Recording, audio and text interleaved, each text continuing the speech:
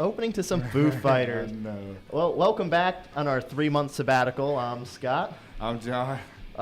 Sorry, at least our sabbatical ended unlike the NBA lockout. Yeah, so it's like there's no end in sight for that. We did get our contract negotiations worked out. Thanks a lot, Scott. Yeah, thank you. I mean, now we're getting paid less than free. How about that? Yeah, I know. So, hey.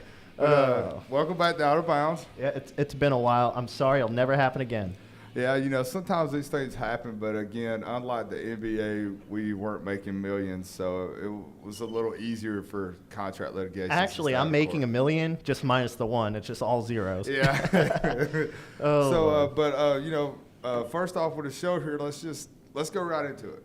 You mean the topic that everybody's been talking about? Yes, it would be the state of Penn State athletics. Because I say athletics because it affects the whole school. It's mainly the football program, but this rocks the school as a whole. Yeah, I mean, it's since its inception, or since Joe Pa took it over in, what was it, 66, 67?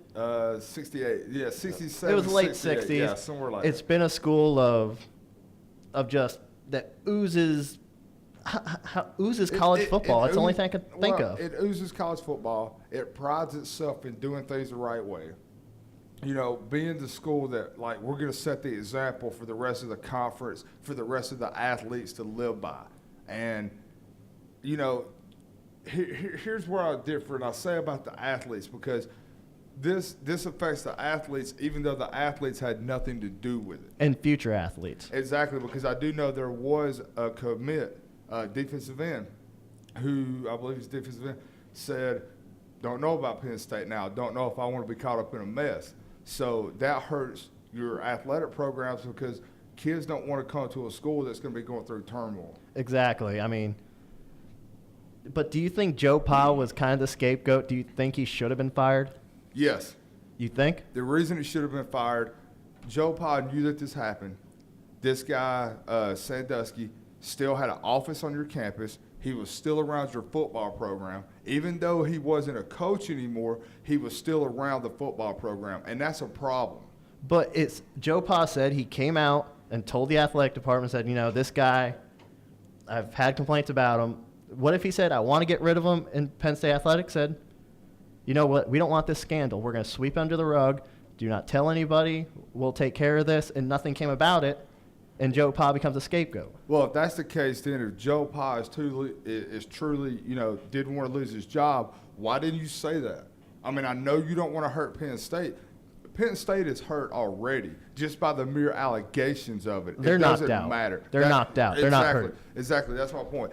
You're not going to hurt them by saying I went to them and they wanted to keep it quiet for the good of the university. Because let's be honest, universities turn on people in a heartbeat. Right. Ask Tommy Tuberville at Auburn. He beat Alabama 6 straight years, had one bad year, and they fired him. Colleges, there is no remorse by colleges. Yeah. It's not like the NFL where you have all this time to get players going. I mean, you have 4 years. To get people in and out. Well, think about this, especially when it comes to college basketball. You're only getting 1 to 2 years with a lot of these kids. Even in the NFL, how many kids are leaving after their junior year? A lot. I mean, think about it. Not many stay for it. Right. Cam Newton. Mark Ingram was one of the last guys we've seen win a Heisman Trophy, who I believe was actually a senior, graduated and went in the draft in the first round. So many of these kids are leaving. Jamarcus Russell left as a junior. A lot of people thought Luck should have left as a junior last year. Well, I think he just didn't want to go to the Panthers, but yeah. But anyway, they're better for it. But yeah. That's my point is, if this scandal, it rocks straight to the heart of Penn State because, like I said, Jim Tressel wrote a book called "Doing It the Right Way." Until you got busted at Ohio State, it's called "Doing It the Right Way." Jim Tressel, how to get busted. Exactly.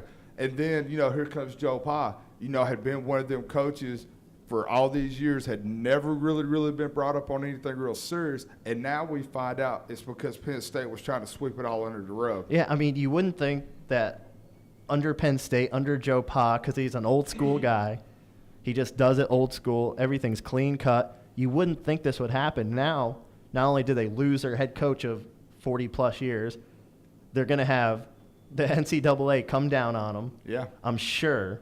Well, so now Go ahead. All right, so now they lose their head coach. Now they have to find out who's going to be their head coach since their successor to the head coach throne is the one that's been allocated, and now I don't know what they're going to do. Well, and really quick, it brings me to another point. The NCAA hasn't said a whole lot about this yet. And that's another point that remains to be seen. You know, has a governing body, what does the NCAA have to say about this? And I hope we find out in weeks to come. I think they're going to wait till everything surfaces. Right. And then they're going to drop it. They're going to drop the hammer on them. So, speaking of dropping the hammer and speaking of guys leaving college early for the NFL, we're halfway through the NFL season right now. So we're through, week 9 now, week 10? Yep. Let's just we kind of want to take an overview and look at some of the winners and losers so far. And I know this is killing Scott right now. I know who the number one loser is. I know who. It was in the NFC East, my Philadelphia Eagles. They were trying to be the New York Yankees of football, buying all the great players, but guess what? They failed horribly. They became the Boston Red Sox. Pressure. Is it pressure or is it team chemistry? I mean, being a Philadelphia fan, because let's face it, Philadelphia, diehard fans, I mean, they're harsh. They're harsh critics. You know, growing up an Eagles fan, being an Eagles fan, is it more pressure on the team or is it trying to get the personalities to come together? I don't think it's the personalities on defense. I think why they're getting rushed all over is their defensive line is light compared to – they don't have – the best defensive tackle is at like 290. They don't have a B.J. Raji. They don't have anybody to clog up the hole.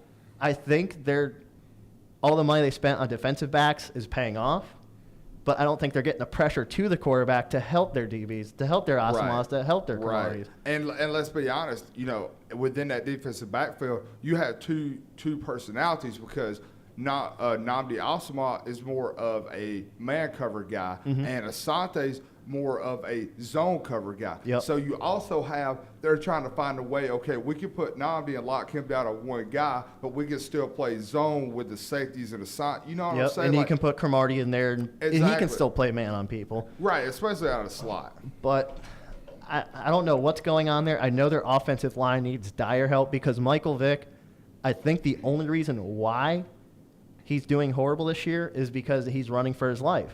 Yeah, I think he wants to be a pocket quarterback, but he can't stay in the pocket. He's falling back into what he had to do in Atlanta, and that's not good for Michael Vick.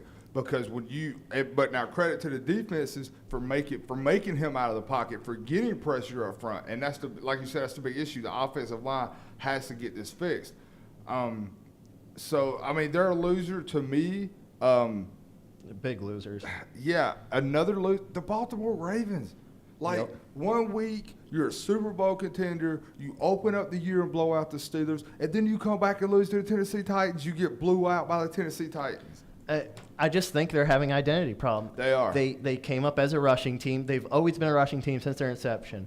Harbaugh is a great coach, and I think he's trying to lean it towards passing. Right. And they're losing their identity, and that's why they're so inconsistent week to week. Yeah, I completely agree. So that's probably, to me, that's the two, I think for us, that's probably the two biggest losers because they're inconsistent. We want to talk about winners and not missing a beat. You got to give all the credit in the world to Green Bay Packers because on a short offseason coming off a Super Bowl, they're hitting on all cylinders they haven't even had any time off. They didn't lose coaches. They didn't lose players. Mm-hmm. They only lost one player to the Eagles. On defensive line. That was Colin Jenkins. And let's be honest, it may have been a good move now because, I mean, to me, that offense is playing better than it did last year. The defense needs a little work, but the defense played pretty good yesterday. Yeah, I mean, they're still getting pressure of the ball. Clay Matthews is still beasting it.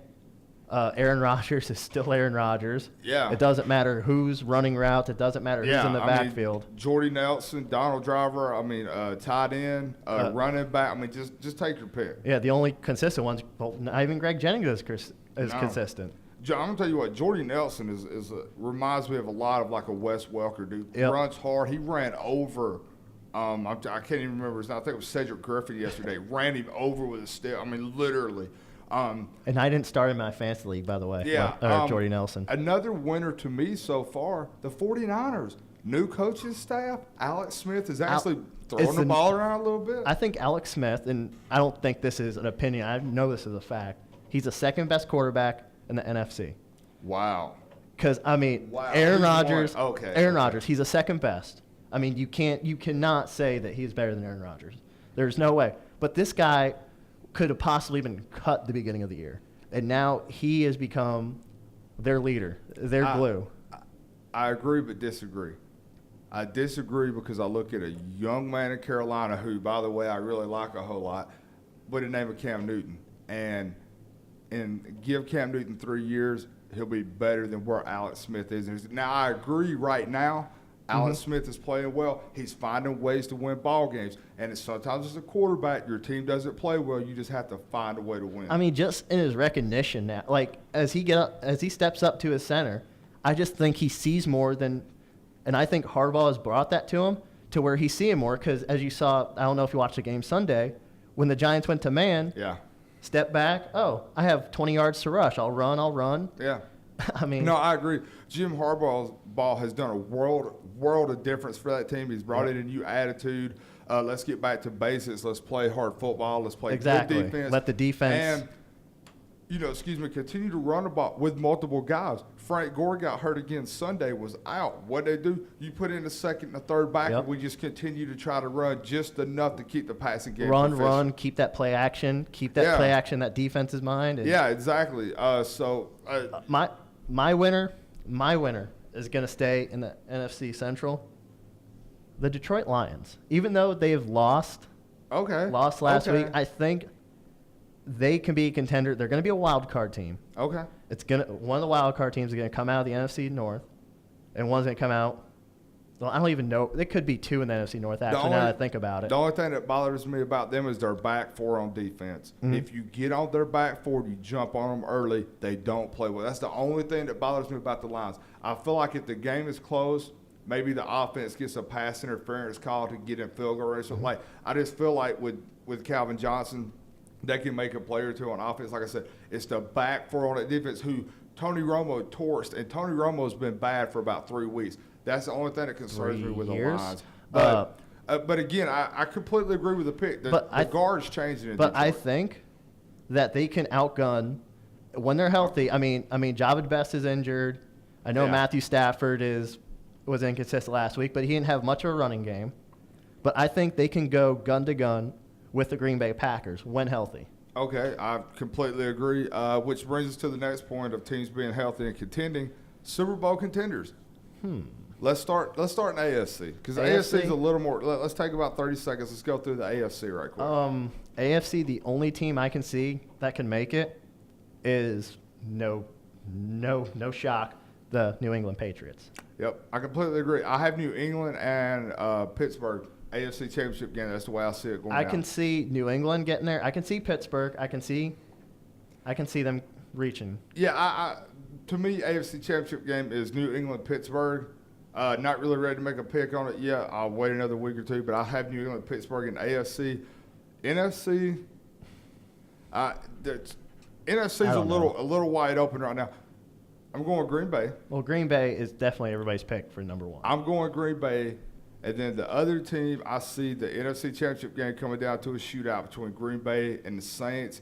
I feel like the Saints are a veteran team. They're going to fix problems on defense to get there. They're not going to Super Bowl because no matter who comes out of AFC, I have the Packers repeating. Yeah. Right now, I have the Packers repeating. That's who I have in the Super Bowl representing the NFC. Yeah. But, I mean, there's just so many variables to be their contender in the championship game. It really doesn't matter. But I respect that pick for the Saints. And that's pretty much the only team that can probably go with them and probably make it to that championship game. I mean, who knows? Who knows? The Bucs can turn it on the last half of the quarter. Ooh, I hear a little Dropkick Murphy, so the show must be ending. Well, guys, we'll be back next week. Promise, cross my heart, hope to die. Yeah, we'll be back. Yep. So until then, this is Out of Bounds with John Scott. Scott and John, whatever. Scott.